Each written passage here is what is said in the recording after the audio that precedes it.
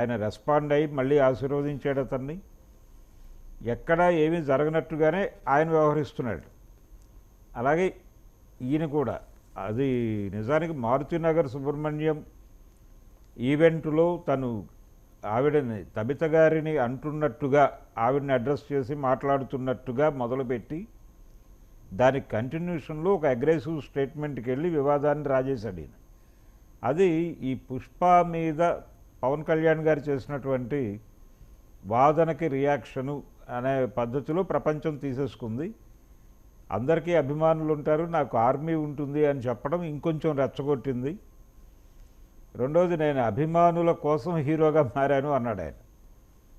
అంటే కృష్ణ గారు ఆ రోజుల్లో చెప్పేవాడు, నేను తెనాలిలో చదువుకునే రోజుల్లో దేవదాస్ విజయోత్సవాలకి అక్కినేని నాగేశ్వరరావు గారిని చూడటానికి జనాలు కొట్టుకున్నారు, దాంతో ఇలా హీరో అయితే మన్ని చుట్టానికి కూడా కొట్టుకుంటారు కదా అనిపించి హీరో అవ్వాలనుకున్నాను నేను అని దాదాపు అలాంటి స్టేట్మెంటే ఇచ్చాడు ఈయన.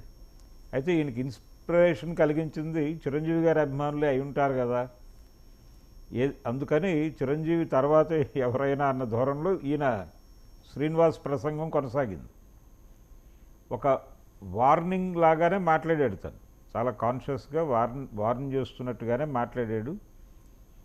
ఇది ఇబ్బంది కలిగించే అంశమే, డెఫినెట్గా జనసేనకి ఇబ్బంది కలిగించేటువంటి అంశమే.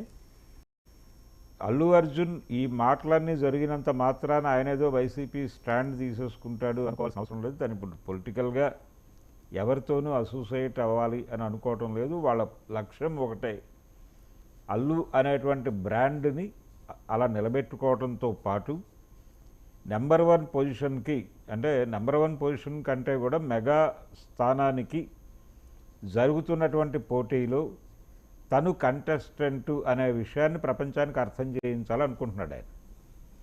ఆ కార్యక్రమం వరకే కన్ఫైన్ అయి కొనసాగుతాడు తప్ప పొలిటికల్ ఏరియాలోకి వచ్చి ఏదో చేయాలి, ఈ వివాదాన్ని అంటే జనసేన వర్సెస్ వైసీపీ ఉన్నటువంటి గొడవని తనకి అనుకూలంగానో లేకపోతే మరో విధంగానో మలుచుకోవాలనేటువంటి ఆలోచన అయితే డెఫినెట్గా అల్లు అర్జున్ చేయడు, అరవింద్ గారు చేయనివ్వడు. ఆయన అంటే ఆయన కూడా ఎందుకు మాట్లాడటం లేదు అంటే, నడవని ఇదేదో నడుస్తోంది బాగానే ఉంది, సినిమా రిలీజ్ అయ్యే వరకు నడవని అన్న ధోరణిలో ఉన్నాడు ఆయన. అంటే పుష్ప 2కి ఇది కొంచెం బిజినెస్ ప్రమోషన్కి పనికొస్తుంది, బజ్ క్రియేట్ అవుతుంది ఉన్నాడు ఆయన. అనవసరంగా డబ్బులు ఖర్చు పెట్టకుండా ఒక ఈవెంట్ లాగా, అంటే ప్రీ రిలీజ్ ఈవెంట్ లాగా దీన్ని ఇలా కానిచ్చేద్దాం, ఒక 2-3 నెలలు నడిస్తే కావాల్సినంత హైప్ వస్తుందని అనుకుంటున్నారు. అంతేనండి. ఆయన ఏమీ సీరియస్గా వైసీపీకో మరో దానికో వెళ్ళిపోయి ఇప్పుడు ప్రచారం చేసే మూడ్లోనూ పరిస్థితిలోనూ లేడు. మూడో పరిస్థితి రెండు పక్కన పెడితే ఆయనకు అవసరం కూడా లేదు. ఆయన అంటే he wants to stay for a long time in the industry.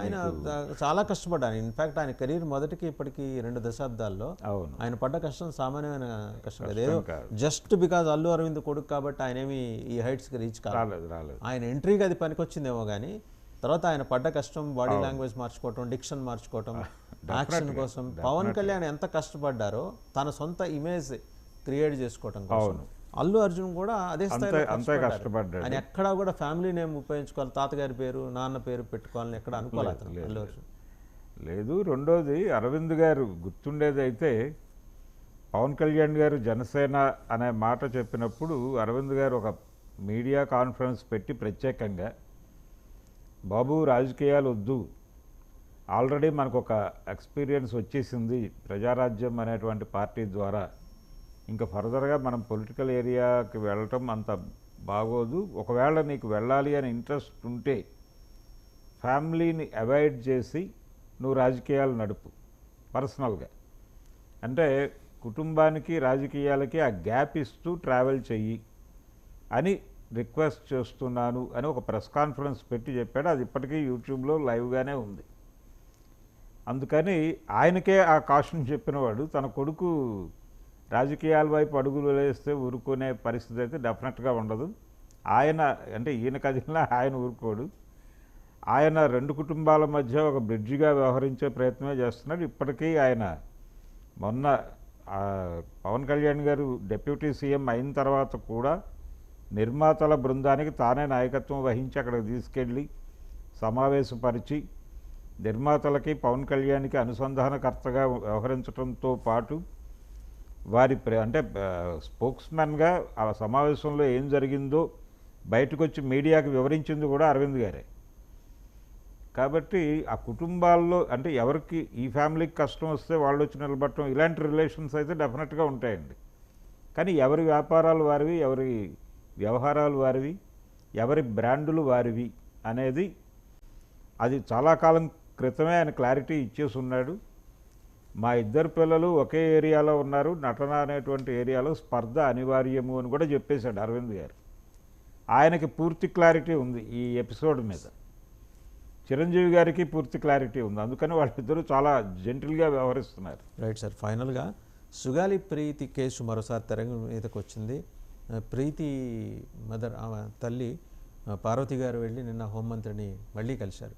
ఇది 2014-19 మధ్య అంటే ఇక్కడ రాష్ట్రంలో ఎన్డీఏ కూటమి ఎన్డీఏ 1 ప్రభుత్వం నడిచినప్పుడు ఈ కేసు మీద